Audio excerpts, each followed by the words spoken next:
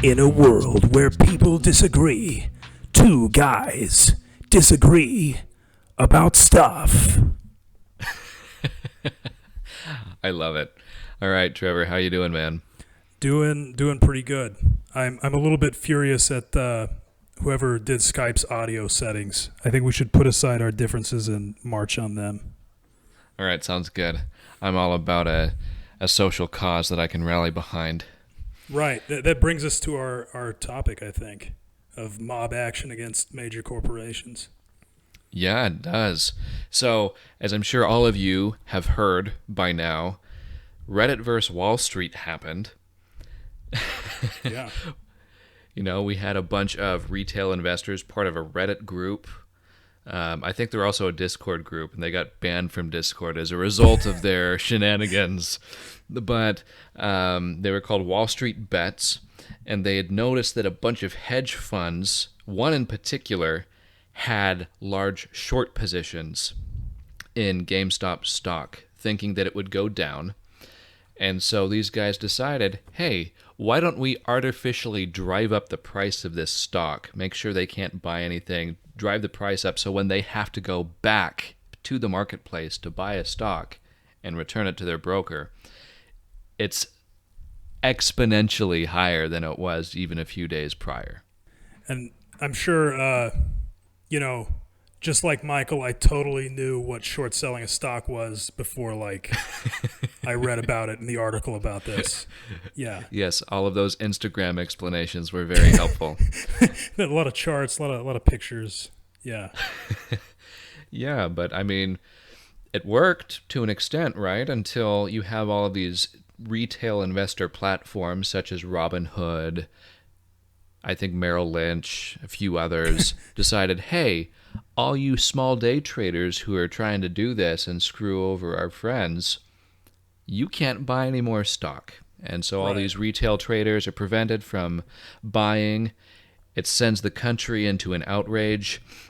And there's now an SEC investigation underway. At least so I've heard. They sort of they turned off the valve, didn't they? They made it so they couldn't keep trading, right? Couldn't keep trading in GameStop. So they could, but only one way. So they could sell their stock, but they could no longer buy it. And so they stopped the mechanism that was being used to drive up the price, which is what made everybody mad. Yeah. Now, we were talking about this in the pre-episode, which none of you will ever hear. It's very exclusive. But yes, until we go mainstream and we put it behind a paywall like everybody else, right? Hey, there's an idea. Perfect. You got to monetize. Got to hustle. Not yet. We were talking about this, and we were at an impasse here because for some reason Michael hates the stock market. He's a strange conservative.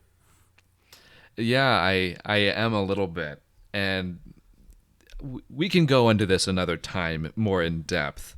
But I don't think that the stock market is real, right? I think that's actually one of the things that was highlighted through all of this, and I think that that's actually somewhat a good thing. Stocks aren't real. You don't actually have a say in how the company is run other than having a very minuscule say in who sits on the board of directors. You don't generate a lot of cash flow because the average dividend payment for an S&P 500 company is like 1.5%, if that. So you're not making money. You are just hoping and praying that the value of your stock goes up and then you can sell.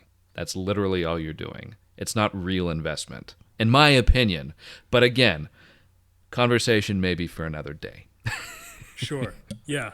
I think you said that it was a little bit like gambling. Those are your words, yeah? Yeah, it is a gamble. It's just like the Super Bowl.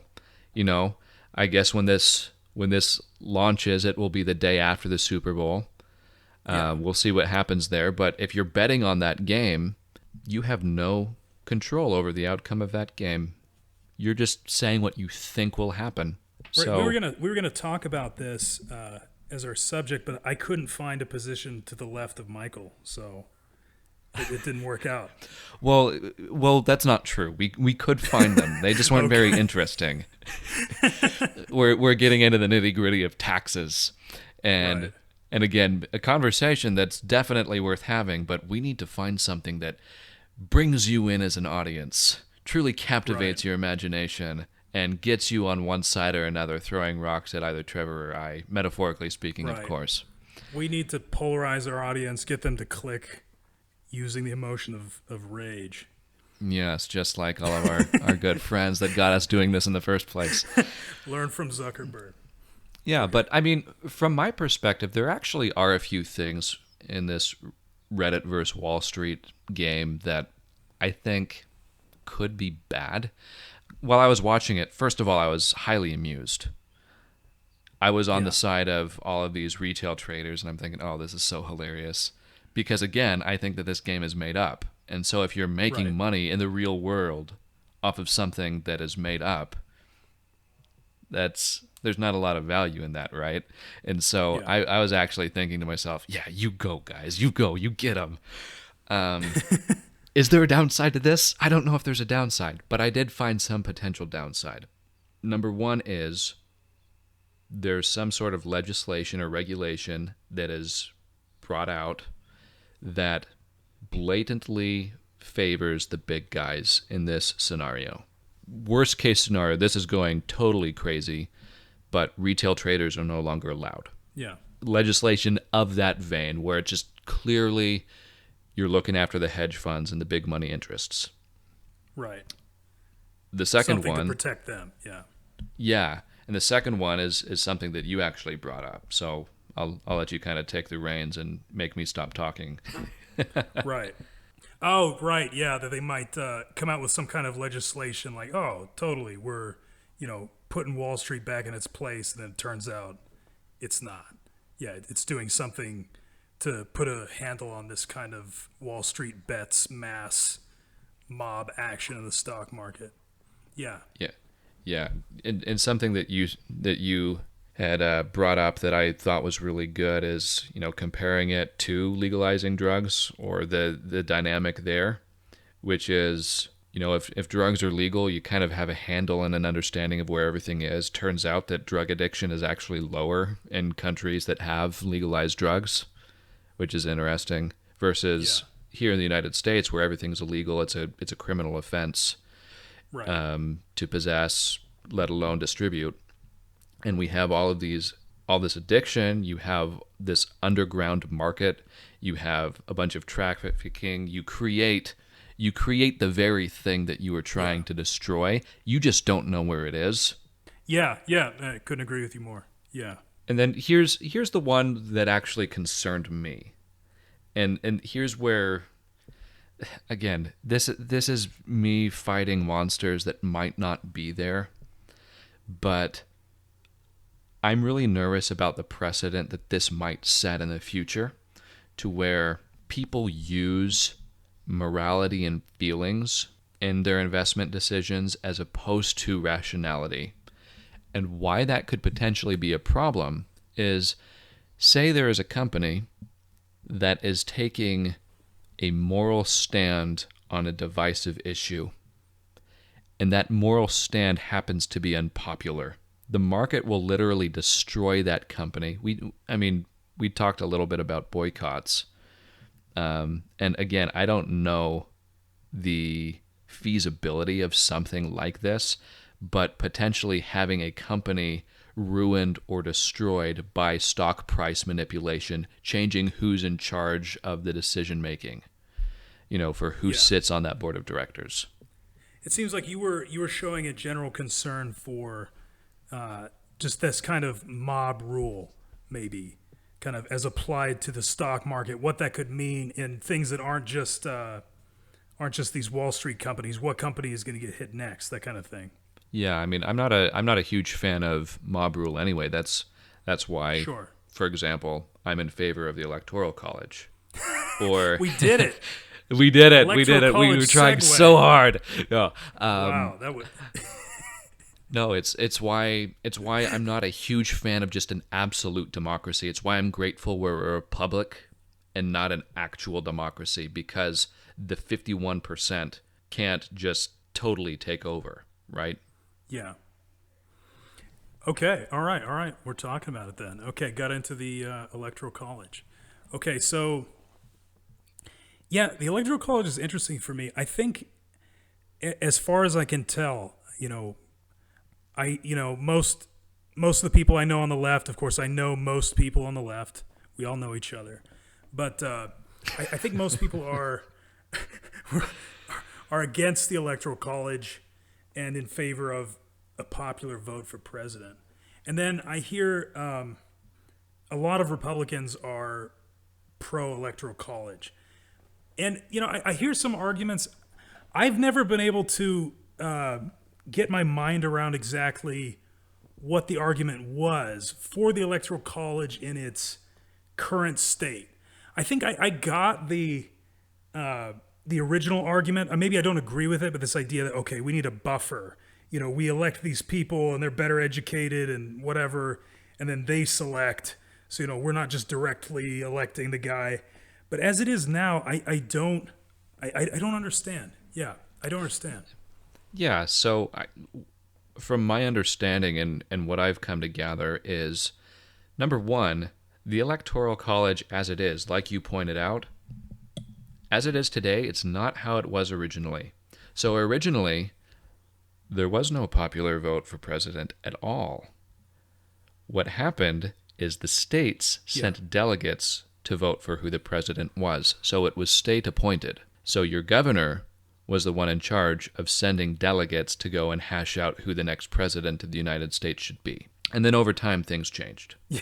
And now all you history buffs out there, please correct me if that is wrong. Because that is my understanding of how things were. That's how things were.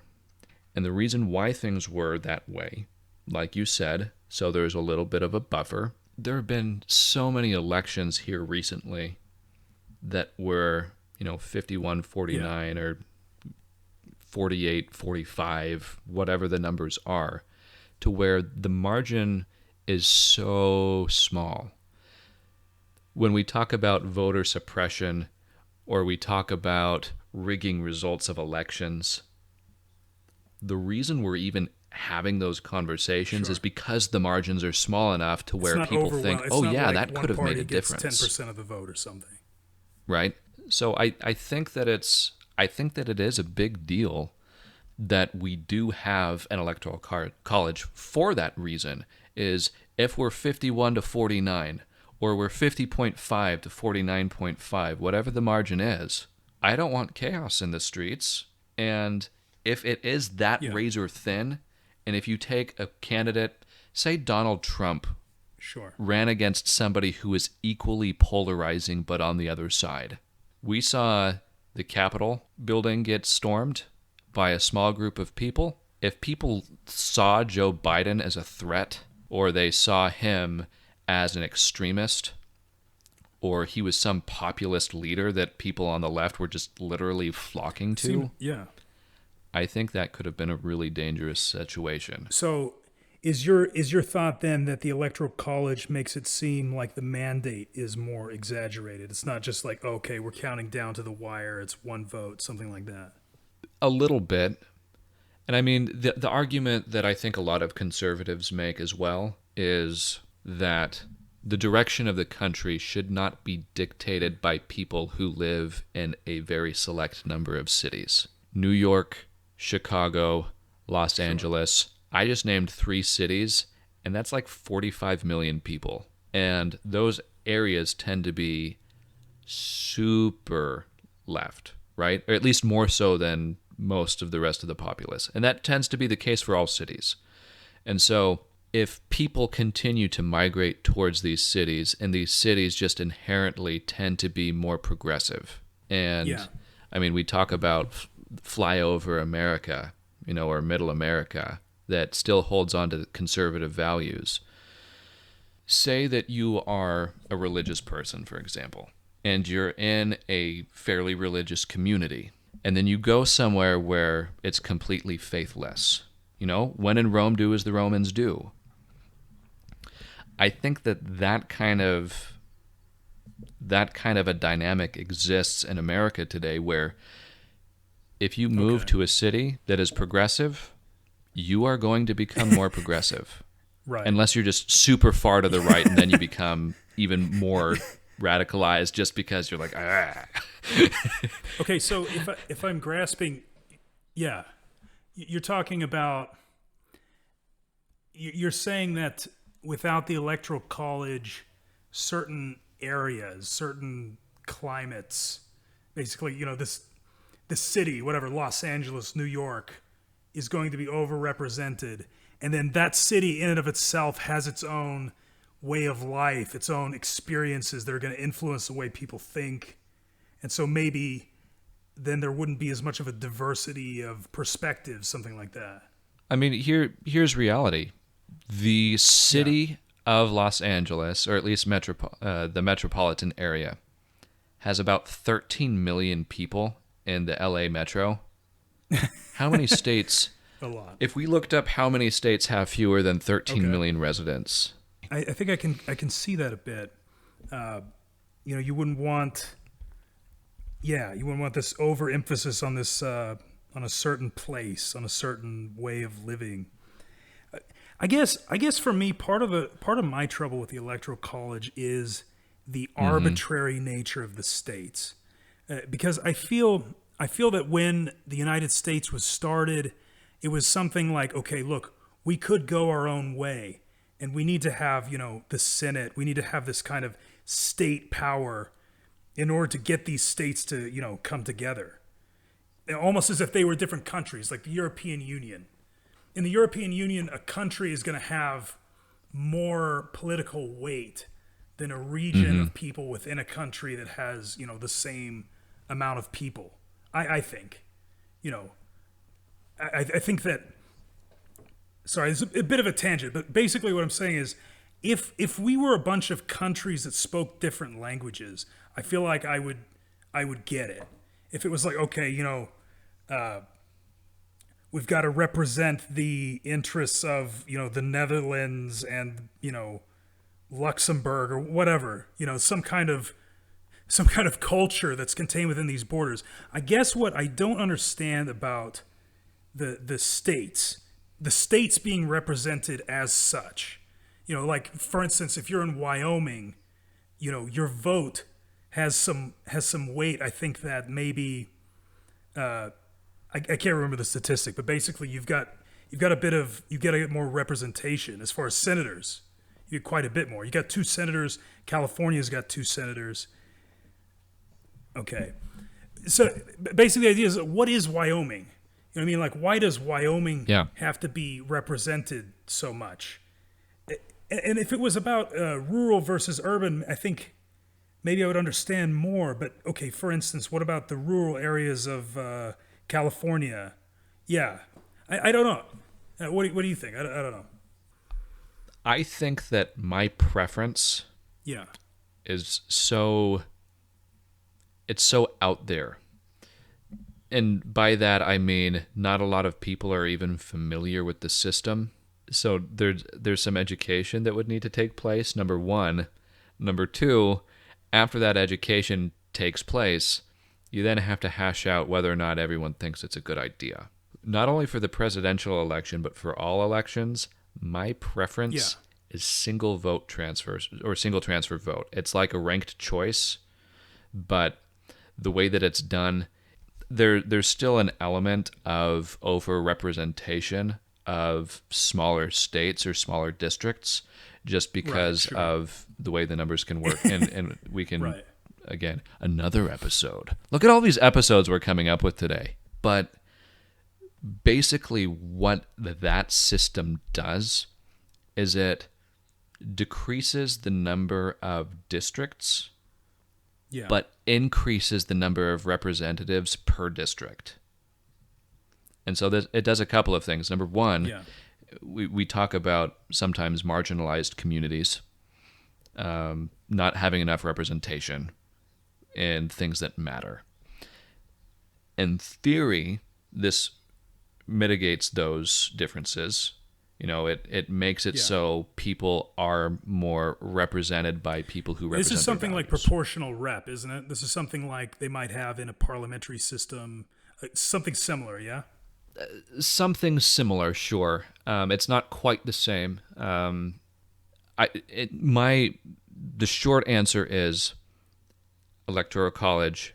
Am I Yeah. in favor of that option over the alternatives that have been proposed, which is my understanding, just popular vote?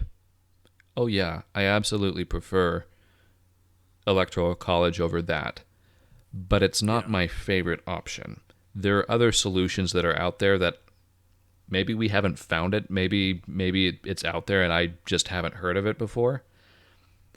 But So if I'm getting it, what you're saying is you like some element of this requirement, the electoral college sort of requiring a candidate to appeal to different areas, different regions, different places, as opposed to just concentrating on a few population centers, whatever their interests might be.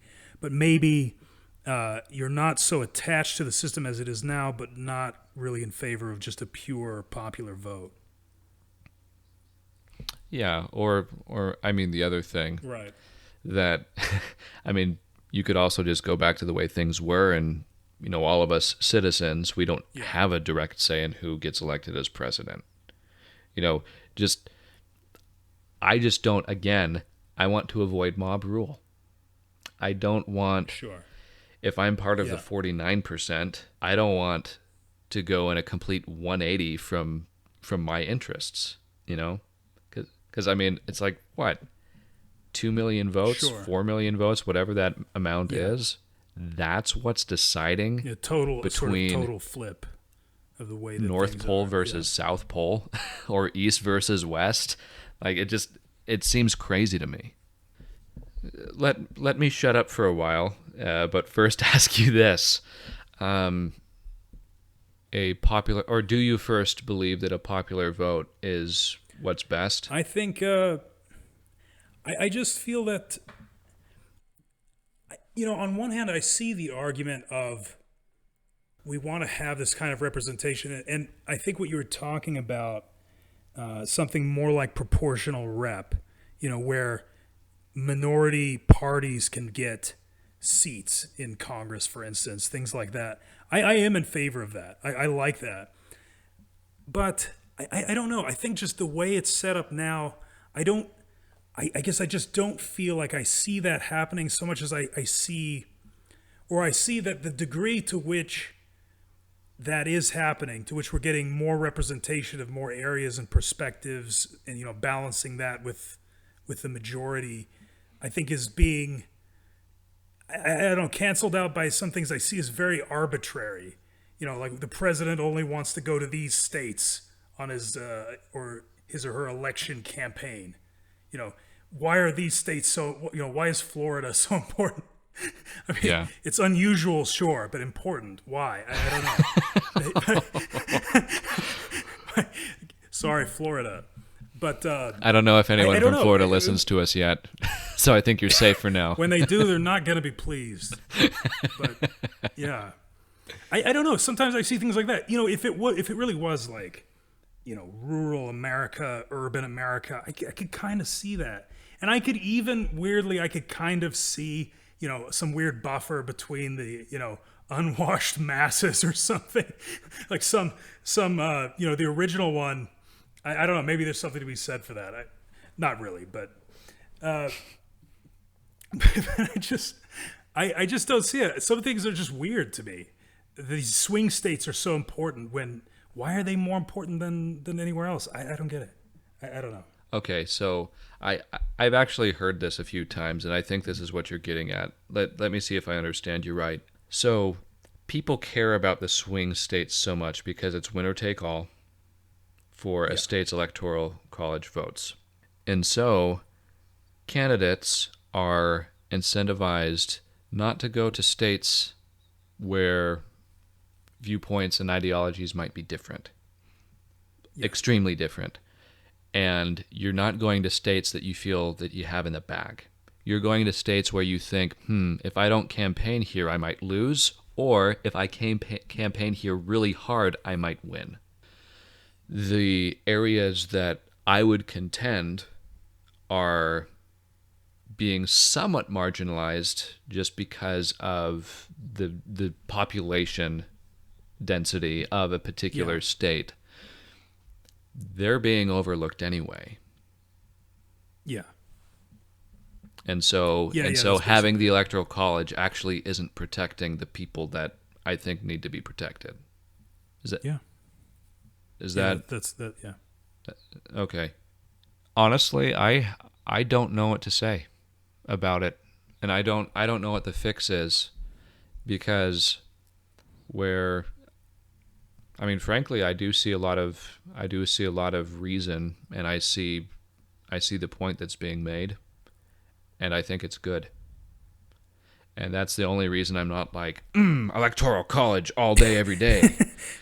Right? That's why I feel that this is an imperfect system. Maybe there's something else that would be better, but maybe there is. Yeah, but I just can't let go of, there are places, or there are population centers, and in our country, our population centers tend to be more progressive, right? If you look at the 50 biggest cities in the United States, I bet 45 of them lean heavily Democratic, heavily. Yeah. And I don't think that everybody who votes Democrat in those cities voted Democrat before they moved to those cities. Sure. Like, and it's probably that way the other way around as well. Yeah.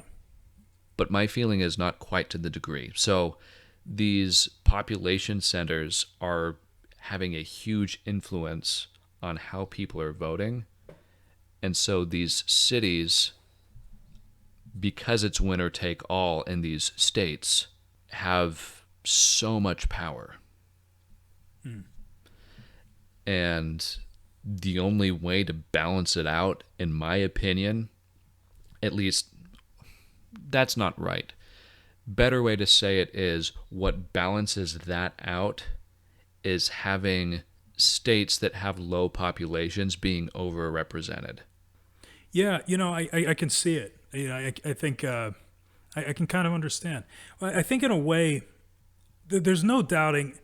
On one hand, people do self-sort to a degree. People will move out of California because they're conservative. They don't want to be around the woke stuff anymore. Sure. Or whatever. But and vice versa. People move to the cities because they don't like the small town they grew up in. They want to be somewhere more, I don't know, progressive. But I do think that it's not. I don't think you're wrong in saying that the environment in which you live, the way in which you live, influences how you think, and it does. I think living in a city makes you progressive. I think, in a sense, because the Democratic Party now, but whatever, that party is the party of the urban people, and the Republican is sort of the rural party. So I think that, living in a city changes your values. It changes how you think. I think living in a country, living in a country, we live in a society.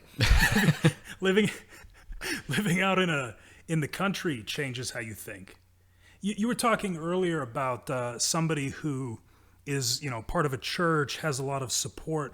I really think that a big part of the social safety net argument comes from these different experiences where, if you live in a small town, your neighbors, you feel integrated. You're like, why does the government have to come in and intervene when I could just go to my church? I could just go to, my family, whatever, as opposed to a city where you're, this anonymous, this speck in an ocean that no one cares about. Yeah. You're just, in that situation, I think when you live in the city, you think, oh my gosh, the government's got to step in, because nobody knows each other. Everyone's a stranger. There's no community in a sense. Community is broken down. So Yeah. Well, I don't know. Well, and I mean, to that point, I mean, St. George isn't the smallest of towns, especially not now, Anymore. right? Yeah. Yeah. But, and part of this is just because I lived there while I was in high school and whatnot, but I knew all my neighbors. I knew all of them. And in Dallas, I have not met one of my neighbors. No, of course not. Yeah. Right. So, no, I totally agree with that. You know, I think that, and we talked about this a little bit earlier when we were talking about the gerrymandering thing, and I thought that the point that you brought up of maybe it's not enough to have, say, an independent commission draw up the boundaries. Maybe the boundaries can't be made in a way that is fair, and maybe we need to change the way that we do elections. Into a different. I totally agree with that. So I think we do have some areas where we agree here. Yeah. Yeah. Yeah. So, I mean, is this right? I haven't convinced you that the Electoral College is good. Is that right? Not yet. Okay. Well, that's fair because I haven't completely convinced myself either. But I can also say that I still don't feel like popular vote is a good direction, or at least a direction that I feel good about. So maybe we can do this. Let's maybe do some homework, put a pin in this conversation, as they like to say, and pick it up another time and see if there's maybe another solution that we can get behind. Yeah, let's do it. Yeah. Okay. Tune in next week to hear two guys disagree about more stuff. Good. Good. All right, you take care, man.